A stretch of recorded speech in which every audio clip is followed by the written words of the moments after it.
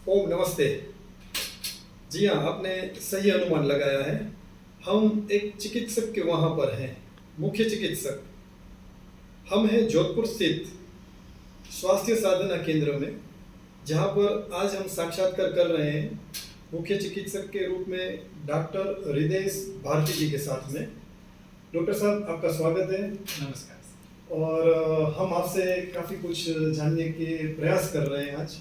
वर्तमान समय में लोग बीमार तो होते हैं, अलग अलग थेरापीज में जाते हैं, तो अपना प्राकृतिक चिकित्सा किस तरीके से लाभकारी है, उस सिलसिले में मुझे आपसे हमारे दर्शकों के लिए जी सर, जरूर चर्चा करनी थी। आपके दर्शकों को पूरी जानकारी देंगे नेचुरोपैथी से संबंधित। जैसा कि ये जो संस्थान है स्वास्थ्य साधना केंद्र, पिछले 40 वर्षों से यहाँ पर अपनी चिकित्सा सेवाएं लोगों तक मुहैया करा रहा है।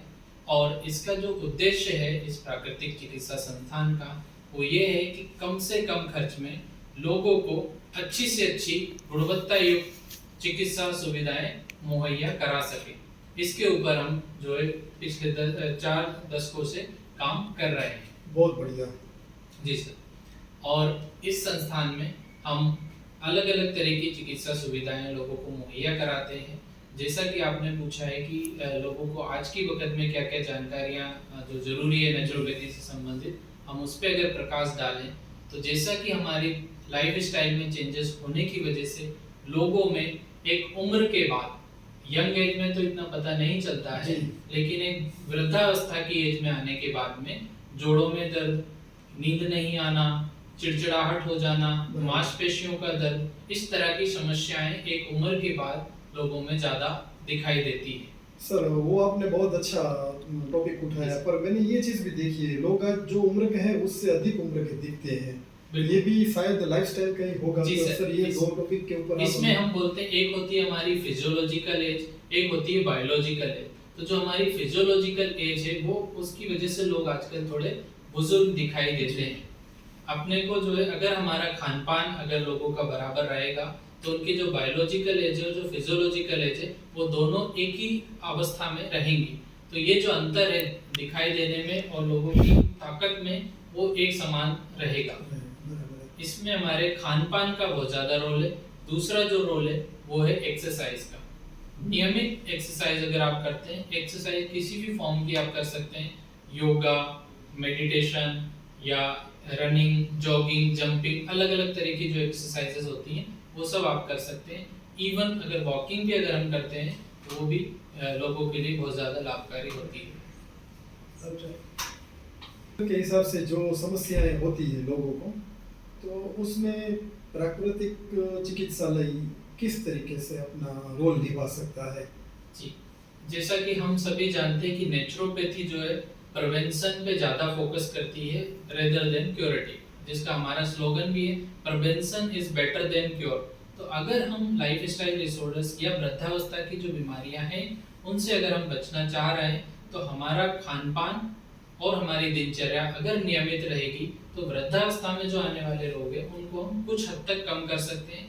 और उनका अगर हम इलाज की बात करें तो जो है मालिश चिकित्सा, सन चिकित्सा, मिट्टी चिकित्सा, आहार चिकित्सा या हाइड्रोथेरेपी के अंदर में हम जल चिकित्सा जो है वो सारी चीज़ें अगर हम देते हैं तो ये जो वृद्धावस्था की जो समस्या है उससे लोग काफ़ी हद तक ठीक हो सकते हैं। आज समाज में हम देख रहे हैं कि भाई जोड़ों की समस्या किसी भी उम्र के व्यक्ति के वो लागू हो चुकी है। जी, तो क्या इससे हम छुटकारा पा सकते हैं या इससे रिलीफ मिल सकता है? जी सर, पहले हम देखते हैं कि जोड़ों की समस्या होने का मुख्य कारण क्या है।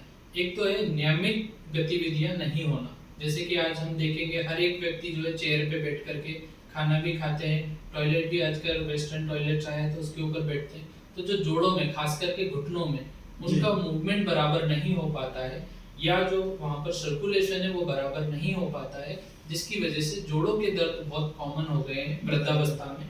तो उसके लिए हम अगर नियमित रूप से एक्सरसाइज करते हैं घुटनों का, और दूसरा है उनके ऊपर सेक। अगर आप सेक भी करते हैं, अलग गर्म पानी से सेक कर सकते हैं, नमक और गर्म पानी का सेक है घुटनों के ऊपर कर सकते हैं, या ऑयल की मालिश कर सकते हैं, तो उसमें बहुत आराम मिलता है। सर ये सारी ट्रीटमेंट क्या कोई व्यक्ति अपने घर पे कर सकता है कि उसको सेंटर में आना ही होगा? जी सर, इसमें ये है कि हम जैसे बोलते हैं कि अपना डॉक्टर खुद बने। जिस अगर चीज को हम ध्यान में रखें तो ये होता है कि पहले वो कुछ दिन 10 से 15 दिन तक हमारे प्राकृतिक चिकित्सा सेंटर में आकर के सीख लें, गतिविधियां सीख लें, ट्रीटमेंट को किस तरह से दिया जाता है, और फिर वो चीज घर पे भी वो कर सकते हैं। जब वो यहाँ से डिस्चार्ज होंगे तो हम उनको घर पे करने वाली गतिविधियां भी बताएंगे।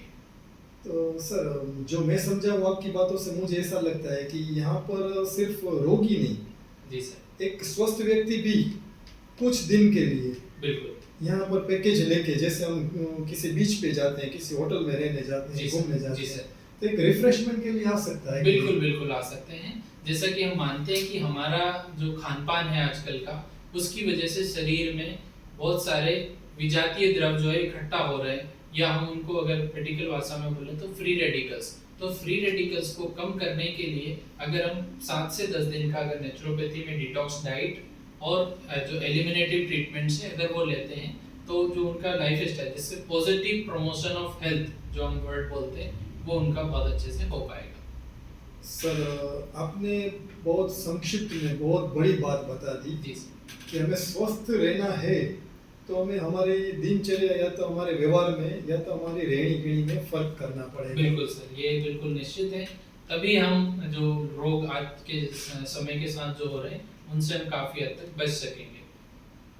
सर आज आपने जो हमारे दर्शकों को, पूरी जनता को जी ये सर। अपना मैसेज दिया है, उससे मुझे लगता है कि सबको फायदा अवश्य होगा। जी सर, बिल्कुल। और आने वाले दिनों में हम किसी नए मुद्दे पर आपके साथ में जी सर, साक्षात्कार करेंगे। जरूर जरूर सर। आपने जो हमें अपनी जानकारी दी उसके लिए आपका बहुत बहुत बहुत धन्यवाद। धन्यवाद। फिर मिलेंगे। धन्यवाद सर, धन्यवाद। तो दोस्तों अगली बार हम नए टॉपिक के साथ में किसी और जगह से आपके साथ में प्रत्यक्ष रूप से मिलेंगे। धन्यवाद, मिलते हैं फिर कभी।